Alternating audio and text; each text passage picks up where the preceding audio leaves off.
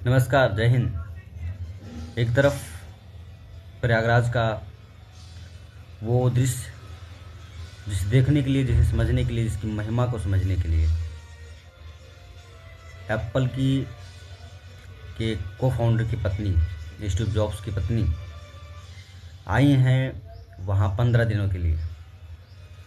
और दूसरी तरफ कुछ कुत्सित मानसिकता वाले लोग जो चंद वोटों के लिए, कुर्सी के लिए सनातन संस्कृति को बदनाम करने के लिए लगातार प्रयास उनका जारी है। जहाँ पर देश और दुनिया के बड़े बड़े संत, बड़े बड़े ज्ञानी का संगम है, वही दूसरी तरफ क्या देखने को मिलता है?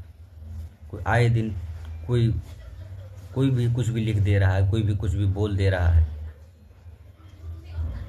ये ऐसा नहीं होना चाहिए। जिसको भी आस्था है वो तो जा ही रहा है, लेकिन जो नास्तिक है तो उसे किसी दूसरे धर्म पर, उसे किसी दूसरे विचार पर टिप्पणी करने का कोई हक अधिकार नहीं होना चाहिए। और एक तरफ जहाँ योगी सरकार सरकारी बसें चला रही, लोगों को उनकी आस्था से जोड़ रही, और दूसरी तरफ क्या देखने को मिलता है? वहाँ पर उनका स्मृति से जो है शिविर लगाया जाता है, जिन्होंने अयोध्या में राम मंदिर के उत्थान में, जिन्होंने जब शुरुआती दौर था, जब लाल कृष्ण आडवाणी की रथ यात्रा थी, उन कार सेवकों पर गोली जिन्होंने चलवाया। आप समझ गए होंगे कि मैं किसकी बात कर रहा हूँ। उनका वहाँ शिविर लगाया जा रहा, सेवा संस्थान लगाया, उनकी मूर्तियाँ लगाई जा रही। ऐसा क्यों है? कौन कह रहा है कि माननीय मुलायम यादव सनातनी हो सकते हैं? ये तो सनातनी होते तो कार सेवकों पर गोली चलवाते। वहाँ तो मूर्तियाँ उन कार सेवकों की लगनी चाहिए जिन्होंने सनातन संस्कृति धर्म के लिए अपने प्राण की आहुति दी। हर चीज़ में धर्म में, जहाँ तक मैं समझता हूँ कि धर्म में राजनीति नहीं होनी चाहिए।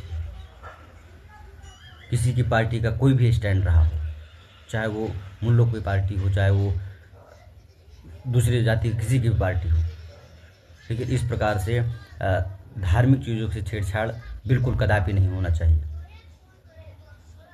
कोई भी मनुष्य वो ईश्वर नहीं हो सकता।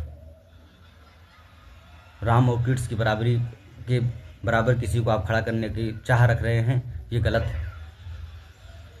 और जो इसका समर्थन कर रहे हैं, उनकी दाल रोटी चल रही है उस पार्टी से, इसलिए वो समर्थन कर रहे हैं। यदि माता प्रसाद पांडे गए और माननीय मुलायम सिंह की मूर्ति का जो है उन्होंने अनावरण किया, तो माता प्रसाद के लिए भगवान तो है ही वो। यदि हमको कोई विधायक सांसद बना दे तो हमारे लिए भगवान ही है, इसमें कोई बड़ी बात नहीं है। लेकिन ऐसे भगवान जो स्वयं तुम बनाते बिगाड़ते हो, उनको घर में पूजिए, उनका घर में आप चरण वंदन कीजिए।